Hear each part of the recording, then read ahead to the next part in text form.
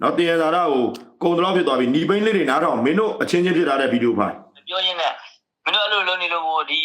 ီလူတွေကပြောတာပဲဟိုလို့တောင်ကြီးရတာကုန်းနေတာဒေါ်လာကြီးကဘာမှခင်းမရောက်ဘူးလို့ပြေ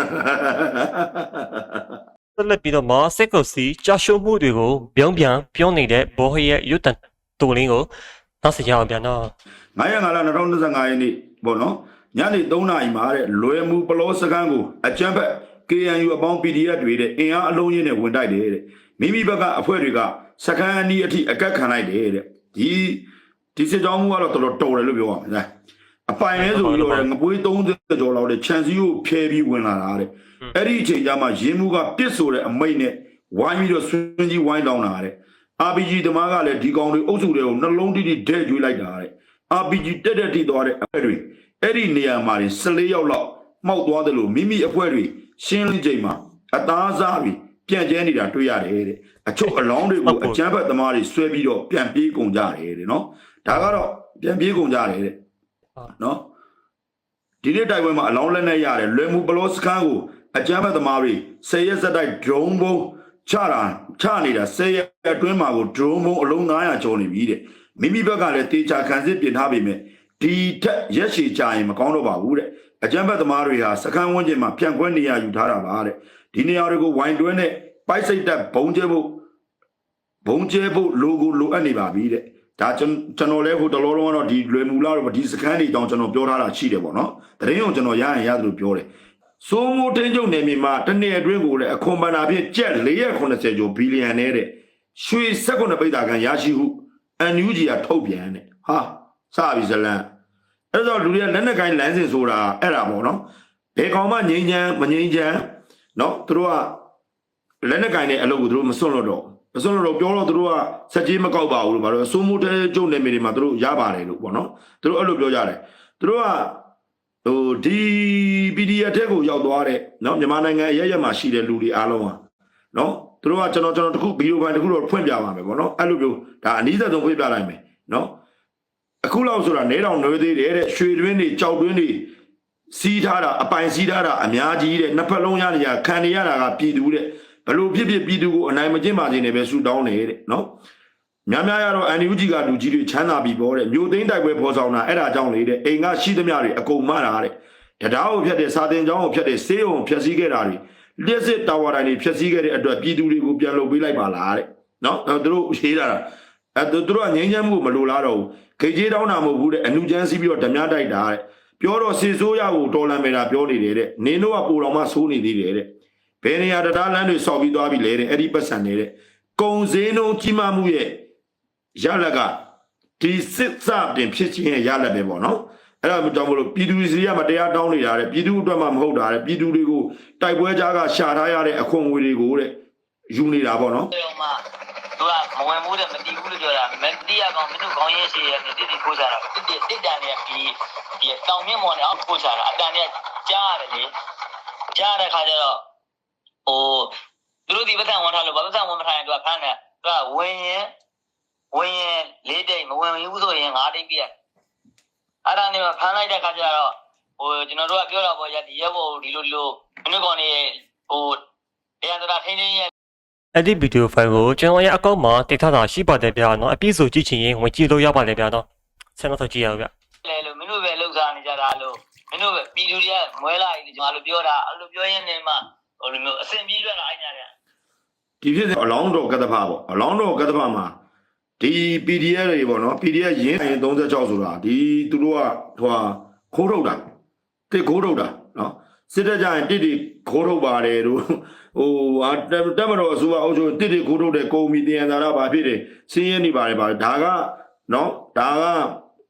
ဟိုသူတို့အချင်းချင်းဖြစ်တဲ့ပြဿနာပေါ့နော်အလောင်းတော်ကတ္တဖမှာဆိုတာလေဒါတစ်ကကုံတလောက်ဖြစ်သွားပြီနော်တင်ရတာကိုကုံတလောက်ဖြစ်သွားပြီညီပိန်းလေးတွေနားထောင်မင်းတို့အချင်းချင်းဖြစ်ထားတဲ့ဗီဒီယိုဖိုင်ပြောရင်းနဲ့မင်းတို့အဲ့လိုလုံးနေလို့မို့ဒီပြည်သူတွေကပြောတာပဲဟိုလို့တောင်ကြီးရတာကုန်းနေတာဒေါ်လာကြီးကဘာမှခင်းမရောက်ဘူးလို့ပြောနေရတော့အဲ့လိုပြောလိုက်တော့မှဒီကျွန်တော်အဲ့လိုမျိုးပြောလိုက်တာမှသူ့ကိုတောင်းမှန်လိုက်ပါတယ်ကျွန်တော်လည်းအဲ့ဒီဆိုလိုက်တော့လက်လွန်တော့တာအဲ့ဒါအဲ့ဒီပဲဆိုရတာကျွန်တော်မပါဘူးအဲ့ဒါဟိုမှတောင်းမှန်ပြီးတော့ကျွန်တော်လည်းအေးစစ်ဖြစ်သွားပြီဆိုပြီးတော့ကျွန်တော်ရဲဘော်တွေနဲ့ဆိုင်ကျန်တဲ့သူတို့လမ်းကနေရဲဘော်တွေက အဲ့ဘက်ကနေတော့လာကျွန်တော်ဖြက်လန်းနေအောက်ကနေဆင်းလာဆိုင်ကင်နာမှာဆိုလို့ဆိုပြီးအဲ့ဒါမှနောက်ဆုံးကြံတဲ့နှစ်စီးကိုခြေဆုံးစီးတွေကိုမဖမ်းမဲနဲ့နောက်ဆုံးစီးကြမှာသူကတားထားလိုက်တာတားထားလိုက်တော့ကျတော့ကျွန်တော်လမ်းပြီးဆက်တွေ့တာပေါ့ညာဆက်တွေ့တဲ့ခါကျတော့ဘယ်လိုပြောတော့ဆိုတော့ဟိုကမင်းတို့တွေအကြီးတိုင်းရတယ်ဆိုတော့ကျွန်တော်လူကြီးတွေလွတ်လိုက်တာလူကြီးတွေလွတ်လိုက်တဲ့ခါကျတော့သူကမင်းလာမှရမှာပဲအဲ့ဒါရင်လို့ကျွန်တော်တို့မလာနိုင်ဘူးလို့ဟိုခမရတို့လည်းခမရတို့လှုပ်ရှားရှိရလို့ပေါ်ရလို့ကျွန်တော်လည်းကျွန်တော်လှုပ်ရှားရှိရလို့မှာလို့အဲ့လိုပြောလိုက်တာအဲ့လိုပြောလိုက်တဲ့ခါကျနေညနေ6 နာရီလောက်ကျတော့ရဲဘော်တွေကိုတော့ပြန်လွတ်ပြီးကြဂန်းကိုတော့တိတ်ထားလိုက်တာပြထုတ်တော့လိန်ပြည့်လက်နဲ့ဝယ်မလို့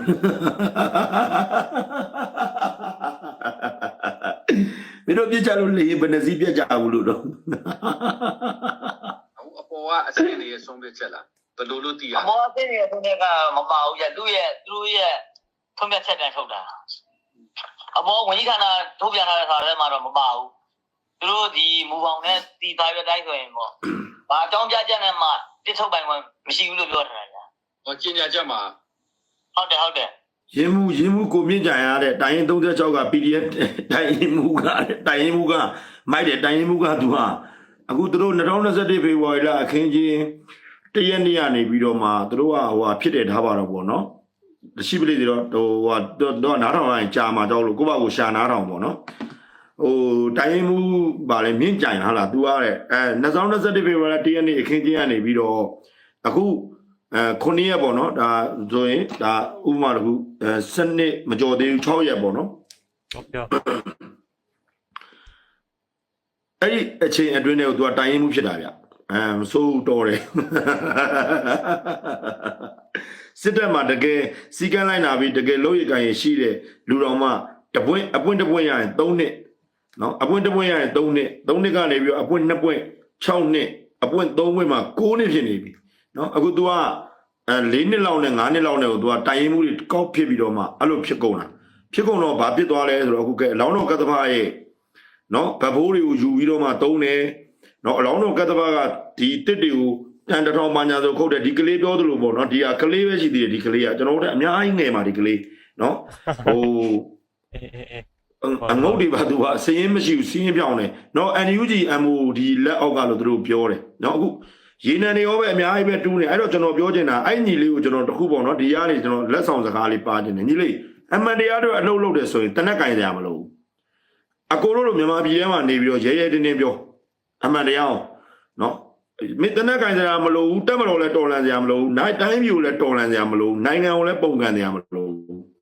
နော်အမှန်တရားအတွက်ပြောမယ်ဆိုလို့ရှိရင်အကိုတို့လိုမကြောက်မရွံ့နဲ့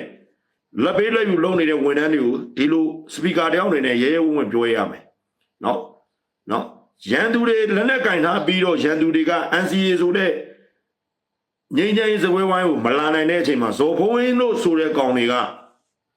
တိုင်းပြည်နဲ့နိုင်ငံလူမျိုးကိုချစ်တဲ့အတွက်